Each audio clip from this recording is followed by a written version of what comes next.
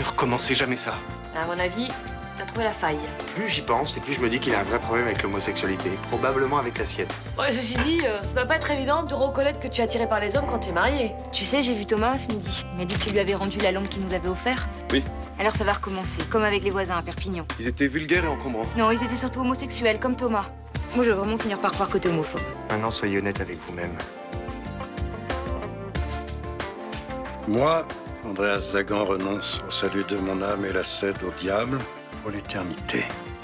Maintenant, vous laissez Juliette tranquille. Comment te sens-tu? Eh bien, rassurez-vous, beaucoup mieux. Tu apprends vite, Andreas. Je suis fier de toi. Cette année 2008. On est vraiment bien sans elle. Qu'on soit noir ou blanc. Et si on tend la main pour elle, la vie est plus belle.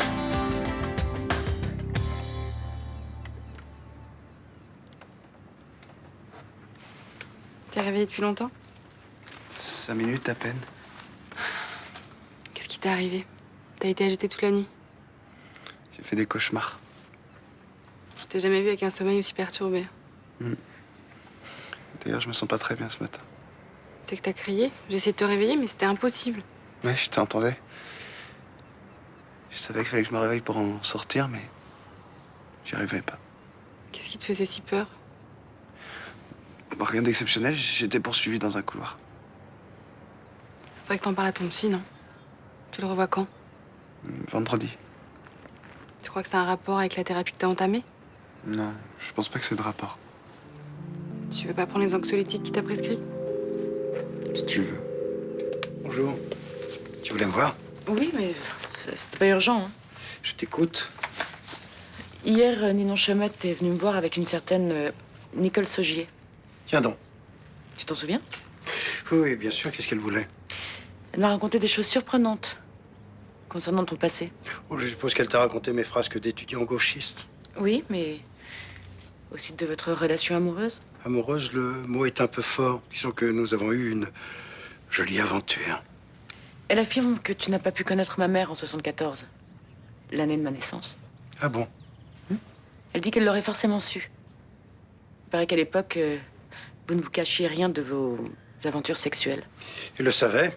Elle l'a su. Je croyais que le temps avait dissipé sa rancœur. Manifestement, il n'en est rien. Elle m'en veut toujours. Elle t'en veut de quoi? De l'avoir quitté pour ta mère, dont j'étais tombé follement amoureux. Pourtant, il paraît qu'à l'époque, la fidélité ne faisait pas partie de vos valeurs. Lorsqu'il s'agissait d'une relation sexuelle, tout allait bien. En revanche, quand l'amour se mettait de la partie, alors là, nos idéaux étaient quelque peu mis à mal. Excuse-moi de t'avoir embêté avec ça. Je croyais t'avoir donné la preuve de notre filiation. Avec le test ADN? Oui. Et aussi avec l'énergie que j'ai mis à te faire sortir de prison. Je suis désolée, mais cette femme s'est montrée tellement persuasive que... Oui, mais le bonheur insupporte les gens aigris. Elle n'avait pas l'air de l'être. Nicole, peut-être pas. En revanche, Ninon Chaumette est aigrie depuis la chute de son père. Et elle cherche à se venger. T'es déjà debout? J'ai beaucoup de travail qui m'attend. Ça peut pas attendre un peu? Non, je suis désolé, faut vraiment que j'y aille. Je pensais que tu m'accorderais un petit peu plus de temps cette semaine. Mais je t'en accorde du temps. On a été dîner hier sur le Vieux-Port. T'as pas dit un mot de la soirée. Pour t'exagérer. Tout ça parce que je suis moins bavard que toi. Bon, tu sais bien que c'est pas le problème. Je trouve pas que c'est embêtant quand on se parle plus dans un couple. Bien sûr que si, mais ça nous concerne pas. Si tu pouvais arrêter de trouver des problèmes partout, faudrait appeler Elodie ce matin. Tu veux que je le fasse ou tu veux le faire? Non, je vais le faire. Elle me manque. J'ai hâte que vous vous installiez ici avec moi. Ça va nous faire du bien, ce changement de vie. J'espère. Bon. T'as vu Thomas, finalement? Oui, je me suis excusé platement de lui avoir rendu sa lampe. Et alors, il a réagi comment? Très bien. Bah, tu sais, je crois que c'est toi qui as fait une montagne pour rien. De toute façon, à t'entendre, je fais que des drames, alors. Non, mais j'ai pas dit ça. T'es susceptible en ce moment. Non, excuse-moi. Bon, on mange avec Thomas à midi, finalement? En principe, oui. Principe? Il est pas d'accord. Si, mais c'est moi qui suis pas sûr d'être là. J'ai une audience à préparer, mais en même temps, si je viens pas, c'est pas très grave. Et de quoi ça aurait l'air? Tu l'invites pour t'excuser, tu viendrais pas. Bon, Nathalie, Thomas est pas notre meilleur ami. Arrête d'en faire une affaire d'État. Oui, mais enfin, c'est quelqu'un que je trouve sympathique et que j'apprécie. En plus, c'est la seule personne qu'on connaît à Marseille. Mais non, mais écoute, je compte sur toi pour être présent à ce déjeuner. Je ferai ce que je pourrais. Salut. Hello. Bon alors, t'es prêt? Vous avez bien une minute pour prendre un café? Rapido alors, hein, parce que c'est super mal vu d'arriver en retard à notre groupe de parole. C'est pire que l'armée, ces séances, hein. 3 fois par semaine, les horaires qui changent tout le temps. C'est vrai que ça demande de la discipline, mais bon, c'est une question de respect par rapport aux autres patients. Hein. Ah bah c'est sûr que si t'arrives en retard quand quelqu'un est en train de raconter une expérience difficile, ça peut le couper dans son élan. Et surtout qu'il y en a qui ont vraiment du mal à parler. Hein. À mon avis, ça doit pas être ton cas. Ouais, je confirme. Hein. Qu'est-ce qu'elle tchatche? Ah, ça va. Mais en tout cas, ça fait plaisir à voir. Vous êtes en forme, ça vous réussit. Mais sur Fabien, c'est dingue, hein? T'es plus du tout tendu ou énervé. C'est comme si ça te défoulait de parler. Bon, on se sauve.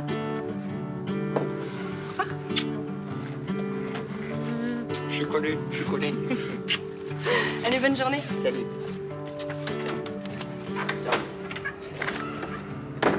C'est incroyable, on dirait presque qu'ils vont à la plage. J'aurais presque envie d'y aller aussi, moi, ce groupe de parole. C'est un aperçu des œuvres d'art que nous propose Monsieur Tan Ho. Pour l'exposition, bien sûr, la liste n'est pas exhaustive. Qu'est-ce que vous en pensez? Ah, c'est magnifique. C'est la preuve irréfutable de la suprématie de l'art primitif. Qu'est-ce que vous voulez dire? Alors ça, c'est la grande théorie de ma mère. L'art, au contact des progrès de l'humanité, finit toujours par se dévoyer et finalement par perdre un peu de son âme. Je vois qu'il te reste quelques notions d'histoire de l'art que j'essayais de t'inculquer quand tu étais petit. Et c'est toujours Juliette qui part en Birmanie?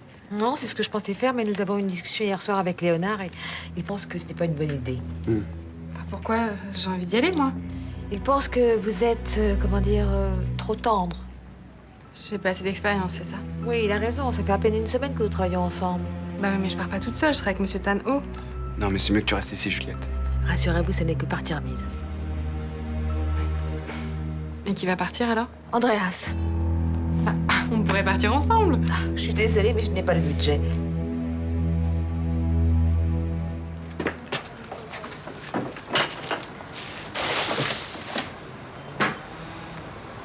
Je crois que j'ai fait une connerie avec le juge Estève.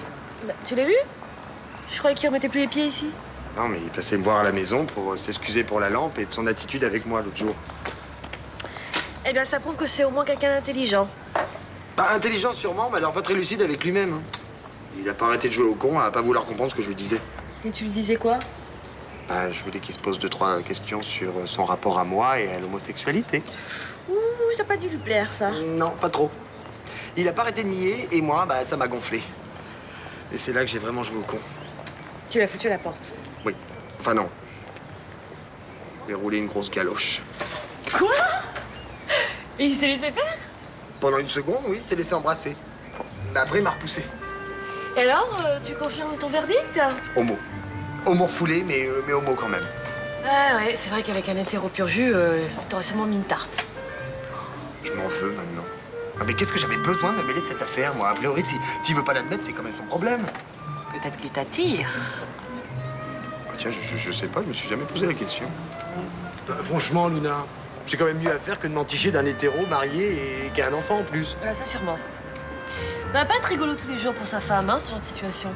Femme de PD, elle est pas près d'être heureuse. Ah, c'est dommage, parce que moi, j'ai de la sympathie pour cette fille. C'est pour ça que j'ai accepté le déjeuner. Tu déjeunes avec eux? Enfin, quand j'ai accepté, j'avais pas calculé que j'allais rouler une grosse galoche au juge, moi.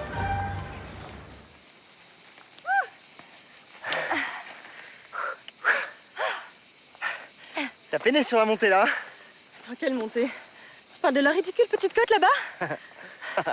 Elle m'a cassé, moi, ta petite côte.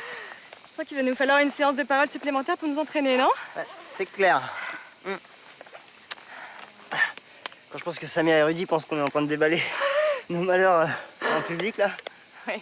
Sans déconner, moi je crois que j'aurais pas tenu 2 jours à leur séance de groupe. Moi non plus. Des fois, je me dis que c'est con de leur mentir quand même. Moi, j'aimerais bien que Rudy soit là. Tu culpabilises? Ouais, un peu. Même si je sais très bien qu'on fait rien de mal, mais... Ouais. vrai que c'est con qu'il puisse pas s'éclater avec nous. On aurait pu faire des courses par le couple. Je suis sûre qu'on vous aurait éclaté, Rudy et moi. Tu parles. On va dire, elle passait son temps à flipper et Samia à me prendre la tête parce que faut que je fasse attention. Même. Non, t'as raison, ils angoisseraient trop. Hein. Tu vois que c'est bien de leur mentir pour leur tranquillité. Bon. Ouais. On repart là. J'ai repéré une petite pente. Fabien, il est midi moins 10. Je crois pas qu'on ait le temps. Hein. Oh putain, il y a Roland qui m'attend pour midi. Bon, faut qu'on se speed. Hein. T'as un demi-tour alors. Mais non, j'ai repéré un petit raccourci là. Fabien, t'as vu comme c'est raide? Mais non, t'inquiète, allez, suis-moi. Parti.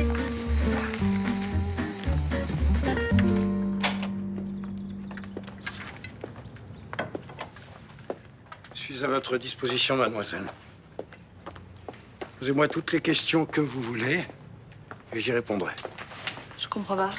Qu'est-ce que vous voulez? Les propos que vous avez soutirés à Nicole Saugier ne sont pas justes. Je suis là pour établir la vérité. Est-ce que vous allez me dire la vérité? J'en doute un peu. Vous avez au moins ma version des faits. Très bien. Pourquoi êtes-vous parti en Inde en 1974? Pour lutter contre la misère. Et vous me dites ça sans rire. Il n'y a pas de quoi rire, mon engagement humanitaire était des plus sincères. Votre discours de la part d'un homme qui n'hésite pas à licencier des gens à l'appel? Nous ne parlons pas du même homme. Oui, effectivement. Il paraît que vous avez beaucoup changé. C'est la vie de Nicole Saugier, d'ailleurs.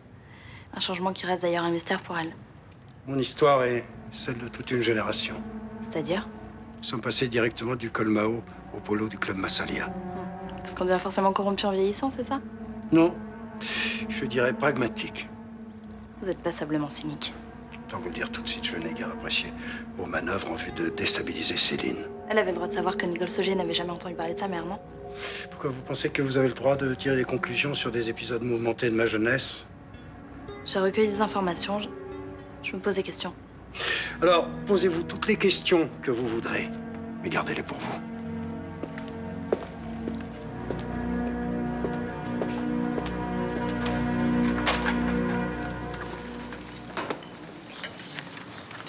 Une demi-heure. Je suis vraiment désolée. C'est rarissime que Florian soit en retard. Ah, c'est pas grave, il a dû être retenu au travail, non? Ah oui, le travail. C'est le grand amour de sa vie. S'il y a bien quelqu'un qui a eu une passion, c'est mon mari. Il a toujours voulu être juge? Toujours. En première année de droit, le seul qui travaillait comme un fou, c'était lui. En même temps, c'est pas très évident, les concours de la magistrature. On va m'en parler pas. Le jour de notre mariage, il était encore en train de réviser. Non. Si. Je faisais patienter le curé.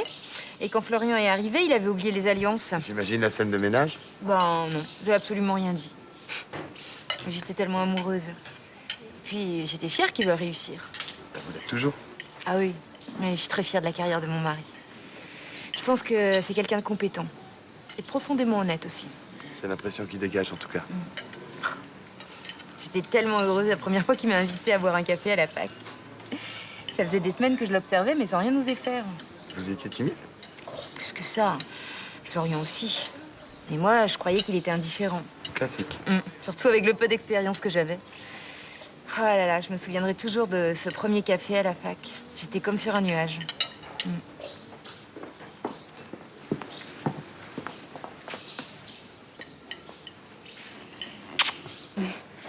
Je suis désolé, j'ai eu un coup de fil important au moment de quitter le bureau. On t'a attendu pour commander. Je racontais à Thomas la première fois que tu m'as invité à boire un café à la fac. Je vois. Vous avez dû trouver le temps long? Non, au contraire. Moi, je trouve ça très émouvant, les histoires de rencontres. Nathalie adore raconter cette histoire qui n'a aucun intérêt pour les autres. Mais pourquoi? T'étais tellement charmant pour oser me regarder. T'avais si peur que c'est moi qui ai dû faire toute la conversation. Ça n'a pas beaucoup changé. Oui, il joue au cynique, mais à l'époque, il était très romantique. Bon, on va peut-être arrêter avec les histoires d'anciens combattants.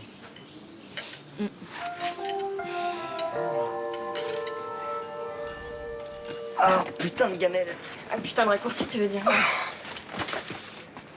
Comment tu t'es arrangé pour faire ça, toi? J'étais à la bourre, là, je me suis viandé dans l'escalier du Mistral. Ah ben ça, faut le faire. Avec 3 malheureuses marches. Non, mais je savais que c'était le coup de feu, je voulais pas vous laisser tout seul. Dis donc, t'essaierais pas de me coller dans l'accident du travail, toi, par hasard? Mais non. Allez, hop. Voilà, on n'y verra plus rien dans 5 minutes. Ouais, mais tu crois que tu vas pouvoir marcher au moins? Ouais, sans problème. Voilà, t'es sûr? Ouais. Ouais, mais du coup, j'hésite à te laisser seul, moi. Je devais aller voir ton Tavel pour prendre un résultat d'analyse, mais... Je vais très bien me débrouiller, patron. Et si vous voulez, moi je peux lui donner un petit coup de main. Ah ouais, c'est ça, bonne idée, tiens. Ça fait longtemps qu'il n'y avait pas eu de casse, hein? Pas mal. Ça me lance. Mais ça va passer. Bon, je vais avoir un putain d'hématome. Sa mère va me saouler. Mais t'inquiète, tu lui diras la même chose qu'un Rollin.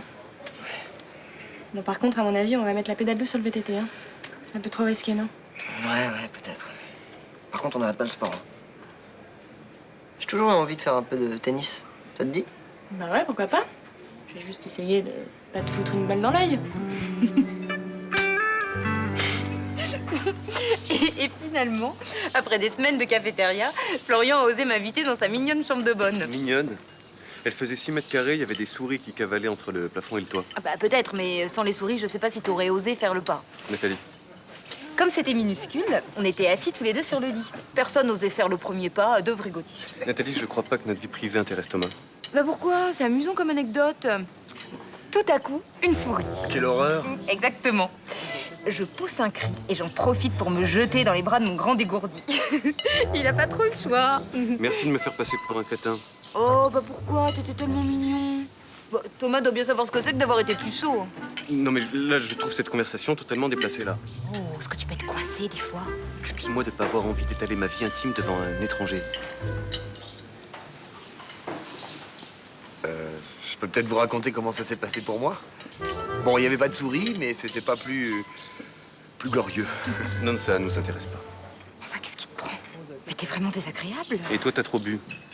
Je déteste les femmes qui se donnent en spectacle. Je crois que Nathalie voulait juste raconter quelque chose de drôle. On doit pas avoir le même sens de l'humour alors. Bon, je vais vous laisser continuer sans moi, j'ai une audience qui commence dans 1 heure. Tu prends pas un café au moins? J'ai pas le temps, je te dis. Au revoir.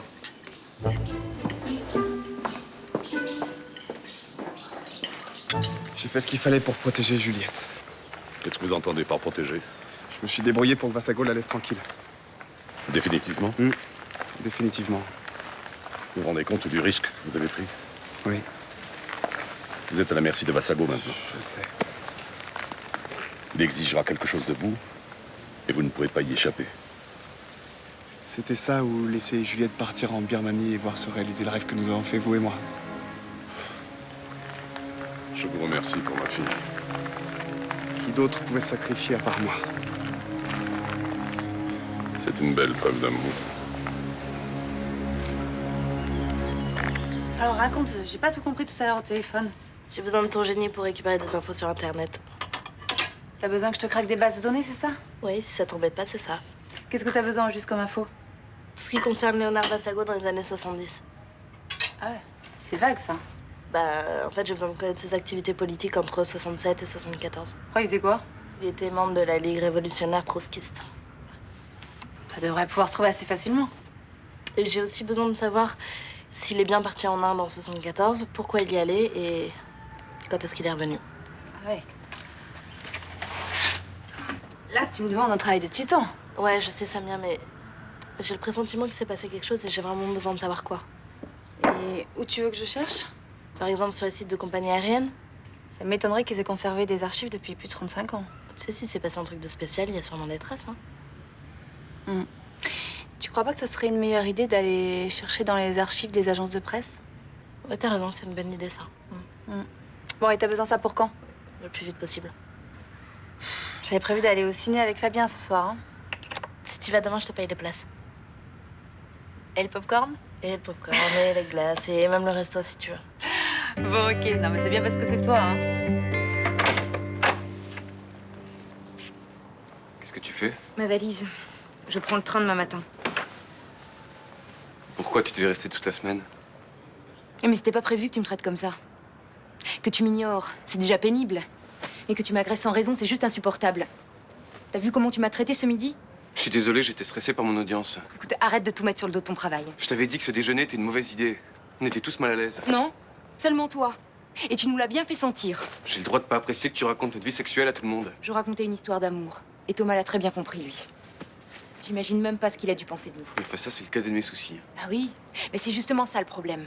Parce que, mis à part ton travail et ta fille, y a rien qui t'intéresse. Et surtout pas moi. Pourquoi tu dis ça? Tu me regardes plus. Tu m'écoutes plus. Tu me touches plus. reconnais que j'ai pas été très attentif en ce moment. C'est pas évident cette installation à Marseille. Pour moi? Tu crois que c'est évident? M'installer dans une ville où je connais personne et où mon mari me délaisse totalement?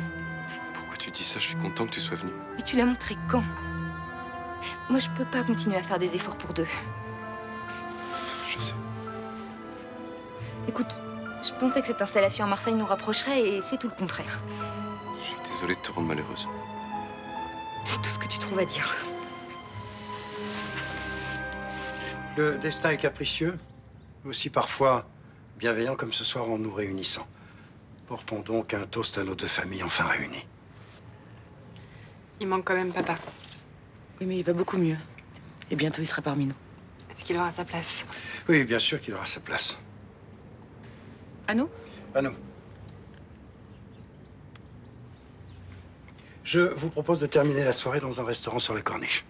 Mais on n'attend pas votre femme? Ah, elle est en rendez-vous avec l'adjoint à la culture de la mairie de Marseille. Elle nous rejoindra directement après.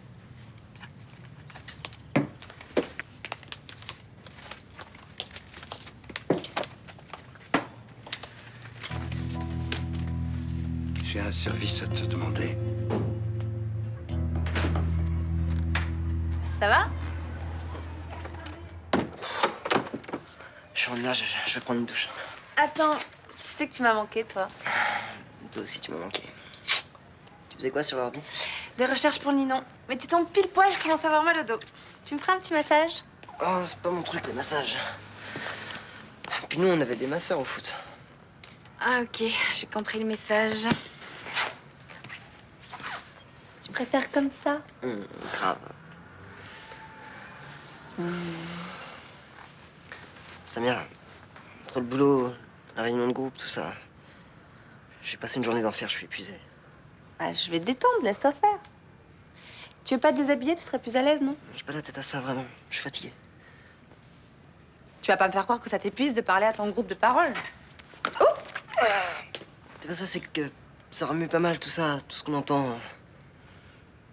Et puis on a eu une journée de fou ce midi. Si je comprends bien, je peux remballer mes bisous et mes câlins, c'est ça? C'est juste pour ce soir, ça te dérange pas? Ok, pour ce soir. Et je te préviens, t'as pas intérêt à me faire le coup de la migraine trop souvent. Quand tu as signé notre pacte, je t'avais dit que j'aurais besoin de mesurer la valeur de ton engagement. Oui. Tu te doutes bien que je n'allais pas me contenter d'une signature au bas d'une feuille de papier. Notre pacte disait aussi que vous laisseriez Juliette tranquille. Oui. Et qui a convaincu ta mère de ne pas l'envoyer rejoindre Monsieur Tanho? Qu'est-ce que vous voulez que je fasse?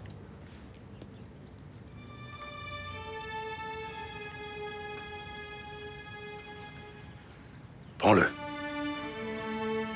Vous voulez que je tue quelqu'un? Ah non, non, tuer, non. Qu'est-ce qu'il faut que je fasse? Je voudrais que tu mettes une balle dans la colonne vertébrale de quelqu'un qui mérite que la vie lui soit moins douce. Mais qui? Ninon Chaumette.